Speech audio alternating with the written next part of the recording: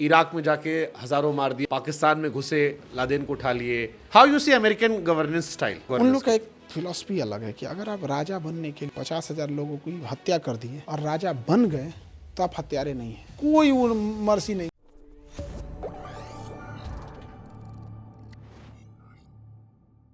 How you see American governance style कि अपना एक बंदा ना मरे, इराक में जाके हजारों मार दिए, अफगानिस्तान में जाके हजारों मार दिए, पाकिस्तान में घुसे, लादेन को उठा लिए। कैसे देखते हो आप अमेरिकन स्टाइल ऑफ गवर्नेंस? उन लोग का एक फिलॉसफी अलग है कि अगर आप राजा बनने के लिए 50,000 लोगों की हत्या कर दिए और राजा बन गए तो आप हत्यारे नहीं है। लेकिन अगर आप राजा बनने के लिए 50,000 लोगों को मारे और राजा नहीं बन पाए तब आप हत्यारे हैं।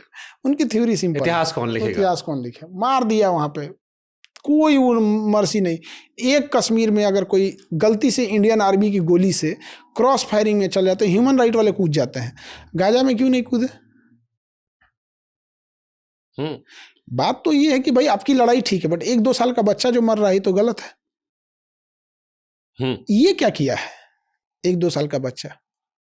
हमास ने जो गलत किया बिल्कुल गलत किया, उड़ा दो पूरा हमास को, लाइन से खत्म कर दो। चलो आपने इजराइल पैलेस्टीन का जिक्र कर दिया, क्योंकि मैंने पहला वीडियो आपका इजराइल पैलेस्टीन देखा था, और इजराइल पैलेस्टीन में बड़ी चर्चा होती है, अभी भी चर्चा चलती है कि 14,000 बच्चे मर जाएंगे भूखे। हालांकि ऐसा कुछ हुआ नहीं, बीबीसी की रिपोर्ट आई थी। इजराइल पैलेस्टीन में आप किसे गलत मानते हो? हालांकि वहां दोनों का अपना सच है, दोनों का अपना सही है, दोनों का अपना गलत है, जिसको इतना आसानी डिकोड करना आसान नहीं है। फिर भी क्योंकि आप इजराइल में बहुत बात करते हो आप, और आपको इजराइल स्टाइल ऑफ गवर्नेंस बहुत पसंद है, ये मैं आपके बहुत वीडियो में देखा हूं। फिर किसे देखते हो आप? क्योंकि आज आपने बच्चों का जिक्र किया, ये इंपॉर्टेंट टॉपिक है और इस पर दुनिया इकट्ठा होती है, और जब आप इजराइल की तारीफ करते होगे तो आई एम श्योर आप पर भी लोग क्वेश्चन करते हैं। हाँ, क्वेश्चन करने लगते हैं कि इजराइल का तारीफ कर रहा है, ये कर रहा है, तो भाई लोग इस पे भी सलाह बना देगा वीडियो की, पानी पी लिया सर ने इस सवाल पे। हाँ, अरे नहीं पूछने दीजिए उन लोग। इन दोनों के बीच में, इजराइल और फिलिस्तीन के बीच में अरब देश जिम्मेदार है। ओके, ये इजराइल फिलिस्तीन वगैरह नहीं। जैसे हम लोग किसी को नहीं कहते हैं कि 20 आदमी मिल के किसी बच्चे को कहे कि तुमको डांट दिया, वो विधायक तुमको डांट दिया, मार मार। वो 20 आदमी जाके चढ़ा दिया उसको, और उधर से निकला कि 47 लेके तो 20 भाग गए, सब वो पकड़ा गया है, वो अभी तक पिटा रहा है। आई 20 कह रहा है सब हम आएंगे, और पिटा रहा है 80 साल से। 80 साल से। वो जाएंगे कहाँ?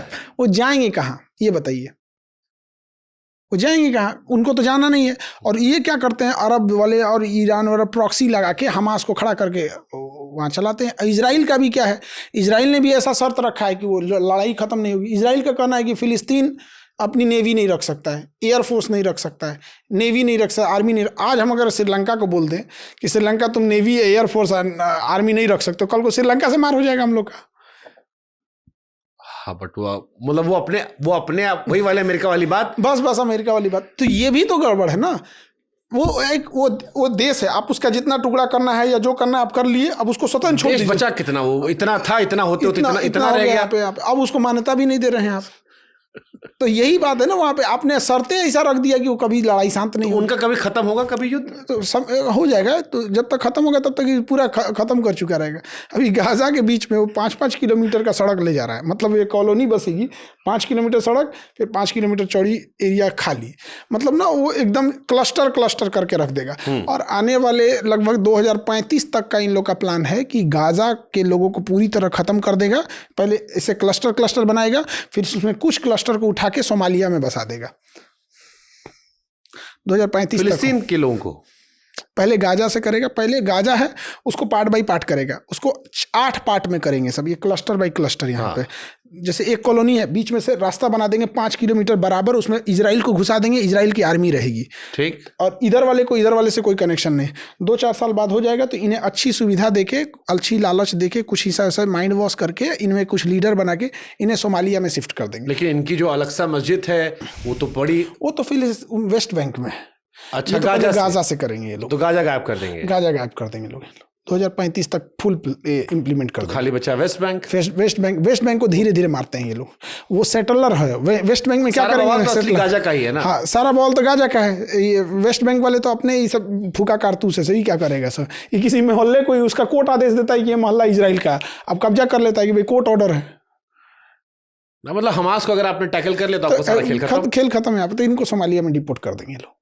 ठीक बात। कई को कहेगा लोग कि एक और टॉपिक सर बड़ा आजकल ट्रेंड है आरक्षण को लेकर, अब उसमें ये जैसे आप, क्योंकि आप गरीब बच्चों की बहुत बात करते हो, और एक सवाल मुझे किसी ने भेजा कि खान साहब से पूछेगा कि जो लोग अब संपन्न हो गए हैं, आरक्षण को लेकर दो नजरिया, एक होता है आर्थिक आधार पर, एक होता है सामाजिक आधार पर, लोग कहते हैं। लेकिन अब एक आने लगा है कि क्या आरक्षण जो संपन्न हो गए हैं, जिनका स्टेटस अच्छा हो गया है, उनको उनके लिए छोड़ देना चाहिए जो उन्हीं के कैटेगरी में गरीब है। ये सुधीर चौधरी ने भी सुझाव दिया था कि जैसे मान लीजिए कोई एससी है तो उसको गरीब एससी के लिए छोड़ देना चाहिए, ये नहीं किसी और को दे दें, लेकिन संपन्न एससी को गरीब एससी देना चाहिए। तो क्या आरक्षण एससी एसटी ओबीसी जो संपन्न है उनको अपने ही एससी एसटी ओबीसी के लिए छोड़ देना चाहिए, या उनके पुरखों के साथ गलत हुआ था तो उसको उनका कंटिन्यू करना चाहिए? क्योंकि हर साल कई सारे आईएएस पीसीएस भी निकलते हैं। इस साल कोई एक लड़की वायरल हुई थी बड़ी, तो उसका बैग वैग दिखा के बड़ा ट्रेंड चला कि देखिए 1 लाख का बैग यूज कर रही है, ये कर रही है, वो कर रही है। इनको क्या जरूरत थी? इससे अच्छा किसी गरीब एससी एसटी ओबीसी को ही दे देते हैं। देखिए, बड़ा दुविधा वाला चीज़ होता है, लेकिन फिर भी अगर कोई क्रीमी लेयर, मतलब एक वेल सेटल्ड हो चुका है जिससे अब आरक्षण की कोई ज़रूरत नहीं है, तो अपने ही कैटेगरी के अगर किसी को पास ऑन कर देता है तो ये एक पॉजिटिव और प्रोग्रेसिव होना चाहिए। तो इसमें 2-4 लोगों को वॉलंटरी आना चाहिए ताकि लोगों को लगे यहाँ पर, और फिर इसकी पारदर्शिता भी होनी चाहिए कि मान के चले उसने तो अपना छोड़ दिया कि भाई हम संपन्न हो गए, आप उठा के थमा दिए किसी और को। हाँ, बात सही है। इसकी जिम्मेदारी कौन लेगा? फिर तो भड़क जाएगा। फिर एक भी पकड़ाया तो फिर हमेशा के लिए रास्ता बंद।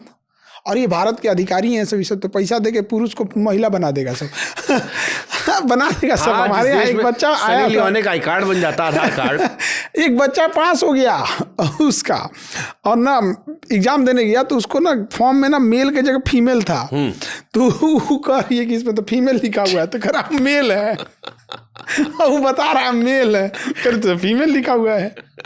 अरे भाई, कोई लिख रहा है वो ह्यूमन ही है ना, गलती से मार दिया उसको। अब हमारे पास आया कि सर एक गड़बड़ हो गया, हम क्या हो गया? तो सर हमको फीमेल कर दिया। तो ऐसे नहीं जनता अधिकारी है सब, पूरा चेंज तो होगा नहीं महाराज। अधिकारी ऐसे होते हैं यार। अच्छा, हमारे 32 तो कार्ड भी होता है। कितने चोर होते हैं अधिकारी बता रहे। एक पेपर ऐसे हो गया था, तो पेपर आया बक्सा में, तो पेपर को ले जाना था 3रा तल्ला पे, तो कौन ले ये नहीं गया थे 3रा तल्ला पे पेपर वो कह रहा है कि हम काहे ले जाएंगे, इसके लिए तो एक आदमी नियुक्त होना चाहिए, कूली या कोई एक लेबर नियुक्त होना चाहिए। अरे वो बच्चा एग्जाम में वेट कर रहा है, ये आपस में लड़ते लड़ते 1 घंटा तक पेपर वे नहीं दिया सब, वो बवाल कर दिया सब यहाँ पे। UP Bihar is not for beginners. हाँ, ये तो नौटंकी चल रही है बिहार में सर। जो अभी क्योंकि इलेक्शन भी आ रहा है बिहार में इस बार, चलो मैं इस पर नहीं आ रहा स्पेसिफिक, बिहार में कई सारे युवा नेता हैं। युवा नेताओं में किस में आपको उम्मीद ज्यादा बेहतर दिखती है? पॉजिटिव थोड़ा थोड़ा बता सकते हो, जनरलाइज स्टेटमेंट, किसी का नाम मतलब, चलो वैसे करते हो जैसे कई सारे नए लड़के। मुझे लगता है इस बार बिहार इलेक्शन लोग कह रहे हैं कि बड़ा स्पेसिफिक होगा, क्योंकि नीतीश जी की एक उम्र हो गई है। कई लोग मान रहे हैं शायद इस बार वो सीएम ना बने स्वेच्छा से, या पता नहीं, मुझे आइडिया नहीं है, बट कई लोग इस चुनाव को मान रहे हैं कि ये चुनाव बिहार का अगला 20 साल की दशा तय करेगा, जिधर जाएगी। तो मान लो जो वोटर हो बिहार में, जो जाति धर्म से ऊपर जा रहा, क्या देखना चाहिए, कैसे देखना चाहिए बिहार को? क्योंकि इस इलेक्शन को आप कैसे देख रहे हो? अगर मैं स्पेसिफिक ना जाऊं नेताओं पर, तो भी मैं पूछ रहा हूं, मैं इस बार के बिहार इलेक्शन को कितनी अहमियत दे रहे हो आप? इस बार इलेक्शन में थोड़ा सा दिलचस्प ये होगा क्योंकि बहुत सारे लोग, जैसे क्या है कि जागरूकता सोशल मीडिया की वजह से पिछले 5 साल में कोरोना के बाद से बड़ा बढ़ी है, और प्रशांत किशोर भी बड़ा जागरूक किए हैं गांव-गांव जाके लोगों को भी, और ये सब फैक्टर आएगा। दूसरा क्या है कि अब लोग ना वो 2050 में हम विकसित हो जाएंगे 2047 में हम विकसित हो जाएंगे, तो ये सब चीज़ों से लोग अब उब चुके हैं। उनका कहना है कि रोजगार दीजिए। अब इधर देखिएगा तो जब गवर्नमेंट ने बहुत सारे रोजगार दिए हैं, और जैसे तेजस्वी यादव, इनका पूरा एजेंडा ही यही है, एकदम फिक्स है कि हमने रोजगार दिया है, हमने इतना दिया है, तो बहुत सारे लोगों को ये चीज़ें समझ में आ रही है। और दूसरा अभी क्या है कि गवर्नमेंट को भी सोचना चाहिए कि इस जो स्कीम्स ला रही है, जैसे अब किसी को आप भात दे रहे हैं, चावल और गेहूं दे रहे हैं, भैया इसके जगह पे आप तेल और दाल दे दीजिए। हम काजू किशमिश नहीं मांग रहे हैं। ओके, मेन दिक्कत तेल खरीदने में है, दाल खरीदने में। ओके, भात और गेहूं तो गाँव में मिल ही जाता है, तो हुए काम हो गया। आपको क्या दे रहे हैं? केकरा भात के कमी सरकार गई कल को ससुर तुम कहोगे खीरा काट के दे दो। हम आपसे क्या कहें, हम काजू किशमिश नहीं मांग रहे हैं, हम नहीं मांग रहे हैं आपसे काजू किशमिश। लेकिन एक समस्या समझिए, ये बताइए कि हमको टाइफाइड हुआ है तो आप हमको कान खजुआने का दवाई दीजिएगा तो हम क्या करेंगे भाई उसको, दिक्कत। और आप देखिएगा ना गरीब घर के आगे ऐसे अगर चिवड़ा फ्राई करके आएगा ना दिख जाएगा गरीब। अरे भतो बढ़िया गरम कर लेगा, 2 बूंद तेल डाल, तो हम तेल चाहिए होगा। तेल इतना महंगा कर दिए आप, क्या काम का हो गया है। अभी सरकार वाले सब सुन लेते हैं तो हमको बड़ा तिरछा नज़र से देखते हैं लोग कि ये तो भड़का रहा है आदमी लोग को। हम यही कहते हैं अपन भात रखो, अपन गेहूँ रखो भैया, तुम उसको 2 किलो सरसों तेल दे दो, 2-4 लीटर दाल, 2 किलो दाल दे दो। लेकिन ये कब तक देश में चलता रहेगा? जैसे आज मैं देखा 81 करोड़ लोगों को इस देश में फ्री में खाना मिल रहा है, जो उसको आप भोजन कहते हो। अब 140 करोड़ की आबादी में अगर 81 करोड़ आदमी मुफ्त भोजन वाले हैं, कहाँ जाएगा सर देश हमारा? ये भाई तो उस तरह से देखिए तो 140 करोड़ को मोदी जी खोज इंजेक्शन मरवाए थे फ्री में, क्या हमारे पास है? अरे वो तो चलो कोविड था हमारा। ये बताइए आपको जरूरत थी फ्री लगाने की?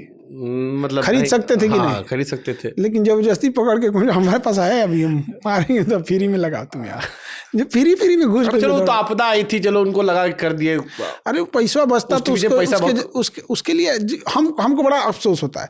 हमने अपने पूरे परिवार तक कोरोना में जो इंजेक्शन कुचवाए थे हम लोग, हाँ, या बूस्टर डोज लगा, पैसा लेना चाहिए था उनको। जो देने में सक्षम आप दे नहीं सकते थे। ये कर सकते थे कि जो देने में सक्षम हो, जैसे सिलेंडर में बात उन्होंने कहा कि सक्षम वापस करना है, वापस कर दो, लोग कर दिए। हाँ, और उससे एक और अच्छा हो जाता, आप ना पैसे रख देते, जो देने में सक्षम थे वहां चले जाते, लोग सोचते इधर भीड़ कम हो जाता। बाद में नेता लोग खाएगा, इससे अच्छा थोड़ा कुछ तो मिल रहा है।